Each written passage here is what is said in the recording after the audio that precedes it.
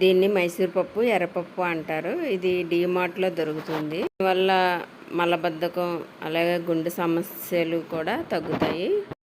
అలాగే కడుపు ఉబ్బరం కూడా తగ్గుతుంది. ఇందులో ఫైబర్ ఎక్కువ ఉండడం వల్ల నేను తీసుకున్న గ్లాసు 100 గ్రాములు. నేను 200 గ్రాములు పప్పు వేసుకున్నాను.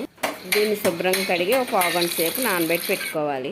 తర్వాత పెనం పెట్టి ఆయిల్ వేసి జీలకర్ర, ఆవాలు, కరివేపాకు వేసి వెల్లుల్లిపాయ వేసి వేయించుకోవాలి.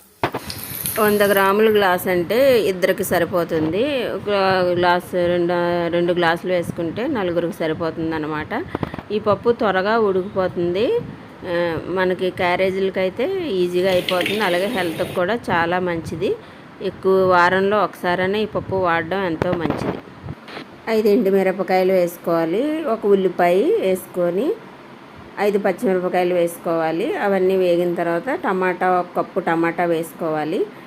అవి కొంచెం వేగిన తర్వాత 2 స్పూన్ల కారం, కొంచెం సరిపడా ఉప్పు వేసుకోవాలి. టమాటా కొంచెం మెత్తగా అయ్యే వరకు ఇలా మూత పెట్టి మగ్గించుకోవాలి. టమాటా మగ్గిపోయిన తర్వాత మనం నానబెట్టుకున్న పప్పులో వాటర్ అంతా వంచేసి ఈ పప్పును కూడా వేసి కొంచెం నూనెలో 1 నిమిషం పాటు అటు ఇటు వేయించాలి.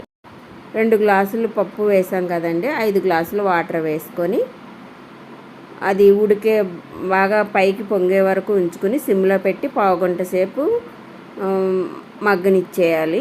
మూత పెట్టి లాస్ట్లో కొంచెం కొత్తిమీర వేసేసుకొని దించేసుకోవాలి. ఈ పప్పు త్వరగా ఉడికిపోతుంది కాబట్టి ఇంకా అయిపోతుంది అన్నమాట. స్టవ్ ఆఫ్ చేసుకోవాలి.